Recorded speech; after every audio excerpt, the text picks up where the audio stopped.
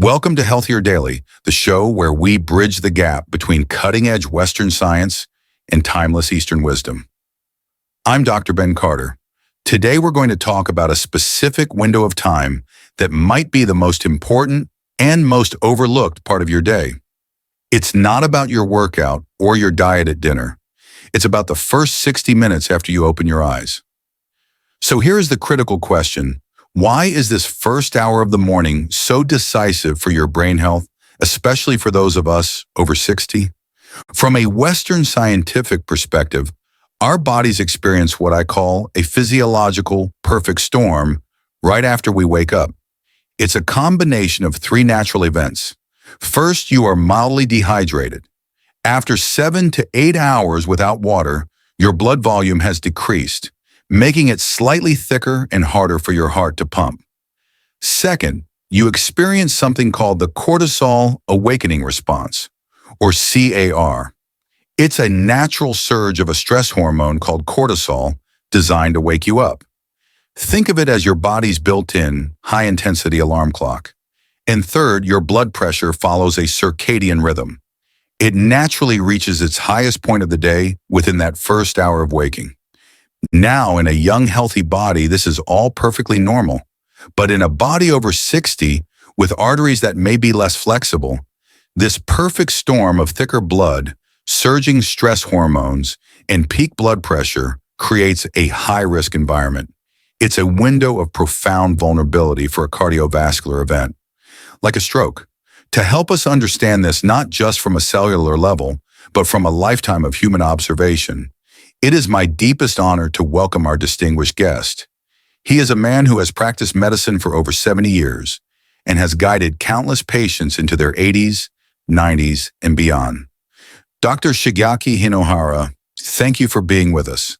Thank you, Dr. Carter. It is a privilege to be here and to speak with your audience. You describe the science so clearly, and what I have seen in my patients confirms it. A stroke is not an event. It is the destination of a path we unknowingly walk each morning. But the good news is we can always choose a different path. Dr. Hinohara, that leads us to a vital question. Before a major stroke ever happens, the body often sends whispers, not screams. In your vast experience, what is the earliest, most frequently ignored warning sign that every person over 60 must learn to recognize? It is not a sudden pain. It is not dramatic dizziness. It is something far more subtle and therefore far more dangerous. The first true sign is often a quiet loss of coordination, a sudden clumsiness in the hands.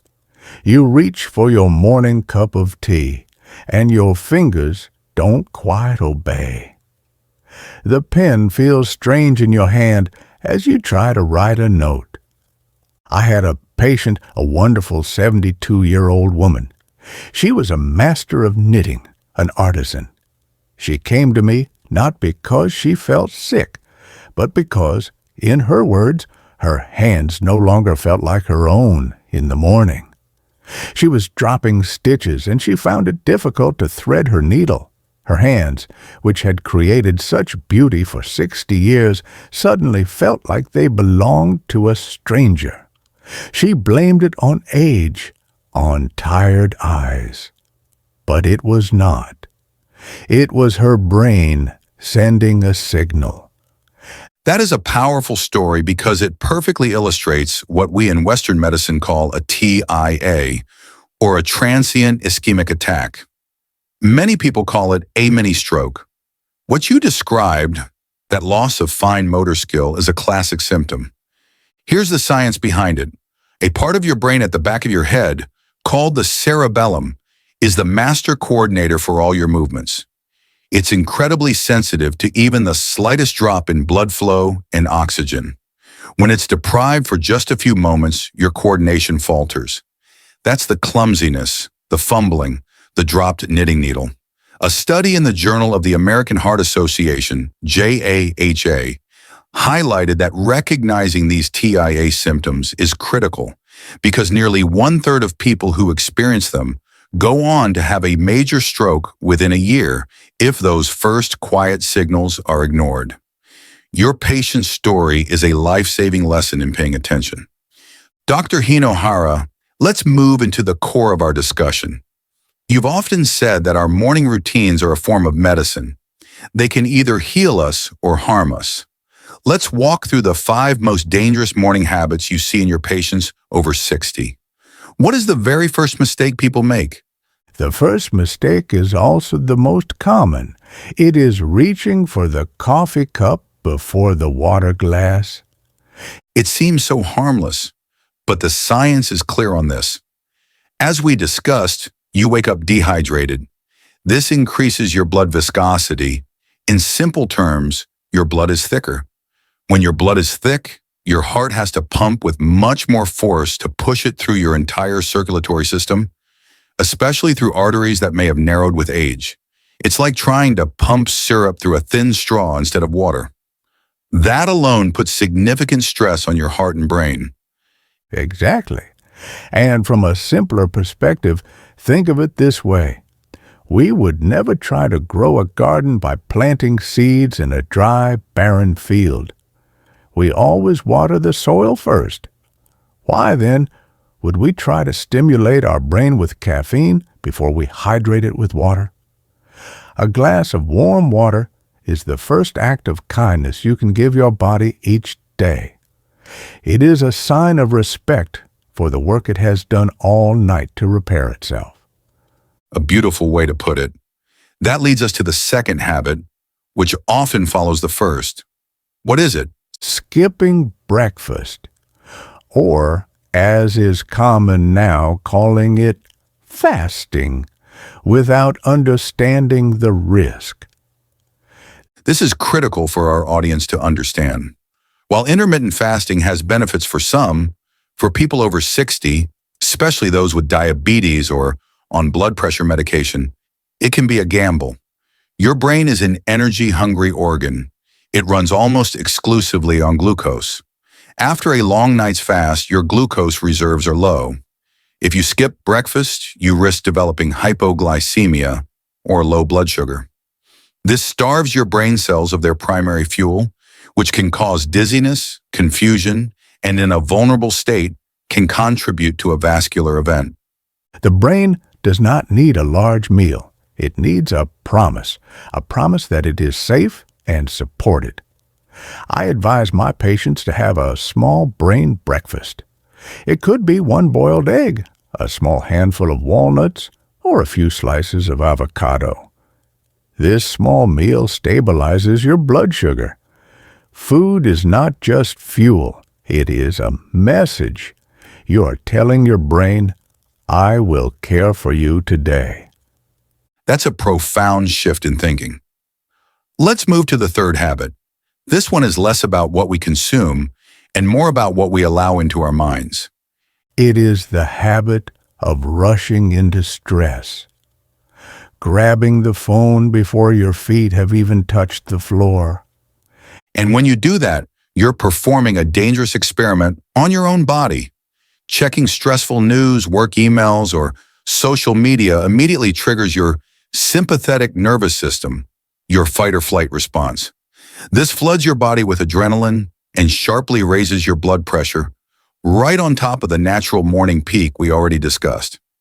You are literally stacking stress upon stress on a system that is already at its most vulnerable point. This is why I teach the principle of the golden pause. Before you let the world's noise rush in, give your own mind 10 quiet minutes to awaken. Sit by a window, watch the sky, breathe, feel the warmth of your tea. You must set the tone of peace within yourself before you engage with the chaos outside. This is not a luxury. It is essential neurological hygiene. I love that term, neurological hygiene. Now for the fourth habit. This one may surprise people because it's something we rarely, if ever, talk about as a health risk. Yes, it is the habit of ignoring the call of nature, specifically not emptying your bladder when you first wake up. It sounds strange, but there is direct physiology behind this. A full bladder is a physical stressor. It activates the sympathetic nervous system and can temporarily raise your systolic blood pressure by 10 to 15 points. Now, if you are healthy, this is insignificant.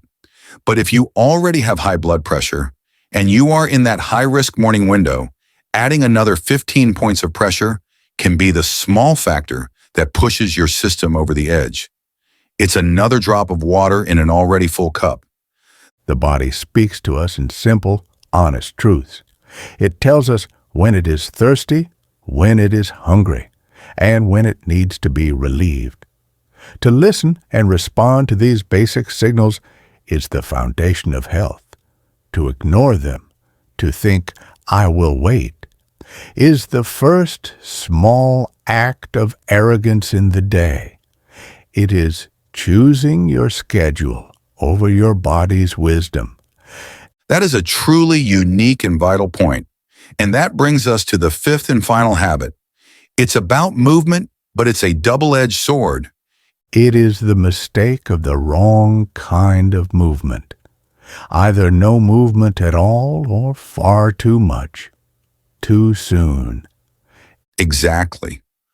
On one hand, staying completely still, sitting in bed or on a couch for an hour after waking, allows blood to pool in your legs, which can increase the risk of a clot forming. But on the other hand, jumping out of bed and into an intense workout is just as dangerous. Your arteries are cold and less flexible in the morning. A sudden explosive movement can be like snapping a cold rubber band, potentially causing a piece of plaque to break off from an artery wall. So, we must learn to move like a river, not a tidal wave. Awaken the body. Do not frighten it. Before you even get out of bed, gently roll your wrists and ankles. When you sit up, circle your shoulders. When you stand, stand slowly. Then, walk gently around your home. The strength of the river comes from its constant, gentle flow, not from a sudden, violent crash. This is how you safely tell your circulation that the day has begun. Thank you, Dr. Hinohara. This is incredibly insightful. So to summarize what we've learned today from a scientific standpoint, it's not one single thing, but a chain reaction. You start dehydrated, which thickens the blood. You skip breakfast, which starves the brain of fuel. You rush into stress, which spikes your blood pressure. You ignore your body's basic signals and move in the wrong way, which puts your vascular system under strain. By themselves, each is a small risk, but together they compound each other, turning the natural, perfect storm of the morning into a truly dangerous event. Yes, and what I hope your viewers understand is that you do not need to fear the morning. You only need to respect it. Health, longevity. These are not found in expensive medicines or complicated procedures. They are found in the small, quiet moments. They are built by the small acts of kindness you show yourself when you first wake up. Do not think of it as preventing a stroke. Think of it as cultivating a healthy life. You are the gardener of your own body. Water it, nourish it, give it peace, listen to it, move it gently. These are the secrets. They are no secrets at all. A powerful and beautiful summary. Dr. Hinohara, do you have one final thought you would like to leave our audience with? Start tomorrow with one simple change. Begin your day with a glass of warm water and a silent word of thanks to your body for carrying you through the night. Your brain and your future self will thank you back. Dr. Shigaki Hinohara, on behalf of everyone watching, thank you for your timeless wisdom and your incredible generosity in sharing it with us today. And to our audience, thank you for joining us on Healthier Daily. The power to change your health is truly in your hands, starting with the very first choices you make tomorrow morning. If you found this conversation valuable, please like this video and subscribe to our channel for more insights that blend science and wisdom. And we'd love to hear from you. In the comments below, tell us the one morning habit you plan to change starting tomorrow. I'm Dr. Ben Carter. Be well, and we'll see you next time.